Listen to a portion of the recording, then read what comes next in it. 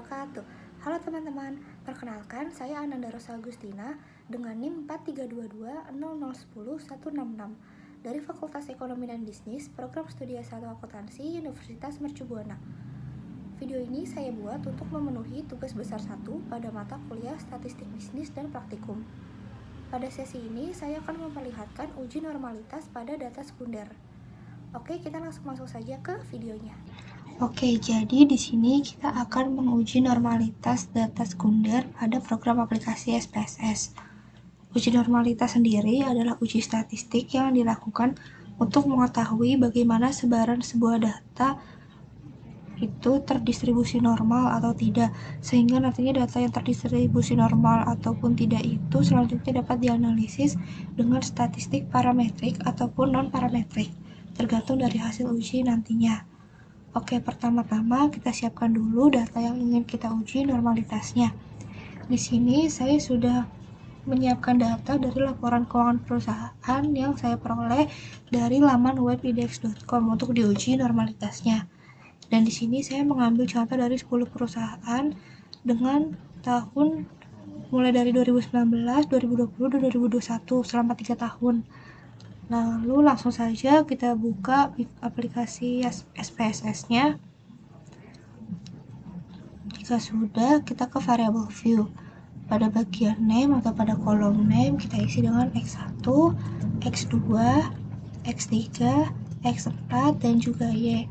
Lalu pada kolom label, X1 ini akan saya isi dengan dar,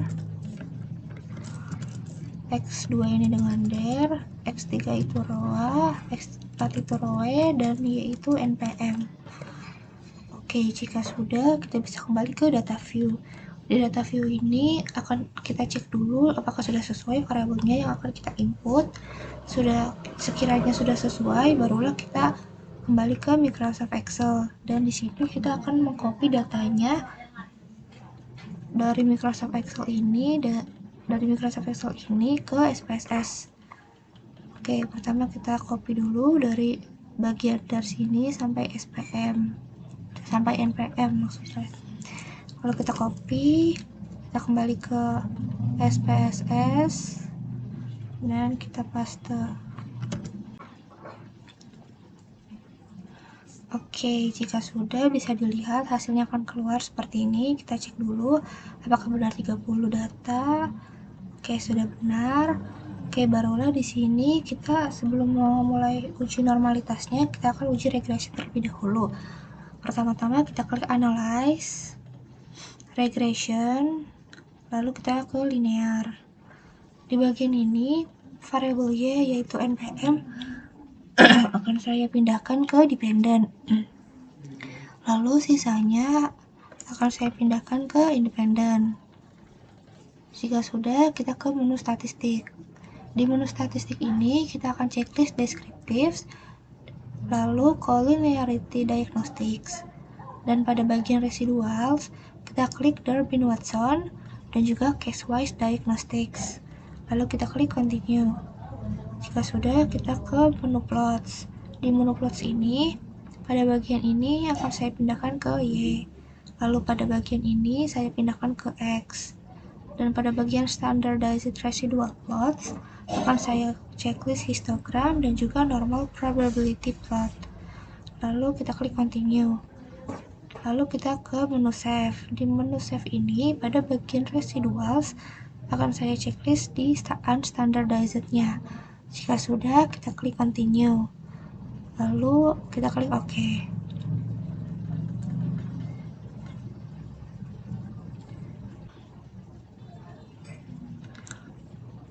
Oke, jika data output sudah muncul, kita bisa cek kembali, kita minimize terlebih dahulu, kita cek kembali di bagian data view. Nah, di data view ini ada satu kolom baru, yaitu price_1. Nah, barulah di sini kita bisa menguji normalitasnya dengan cara mengklik analyze, non-parametric test, legacy dialog, one sample KS. Nah, pada bagian ini variable unstandardized residual ini akan saya pindahkan ke sebelah kanan. Lalu kita klik OK. Oke, Oke, bisa kita lihat di sini sudah muncul data outputnya dan ada table 1 sample Kolmogorov Smirnov. Nah, di sini kita bisa lihat di bagian Seismic details-nya.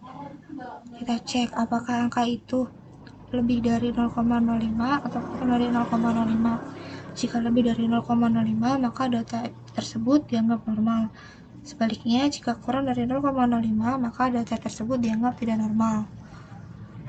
Data yang saya pakai saat ini yaitu terbilang normal atau terdistribusi normal karena di atas 0,05, yaitu ini 0,200.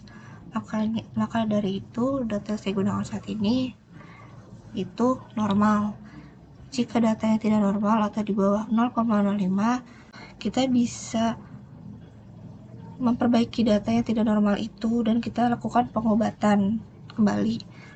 Lalu kita juga akan belajar lagi bagaimana caranya mengatasi data yang tidak normal selanjutnya. Kita akan belajar lebih jauh lagi.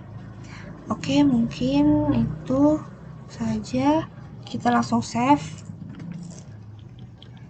ls kita simpan dengan nama, saya akan simpan dengan nama output sekunder. Nama saya,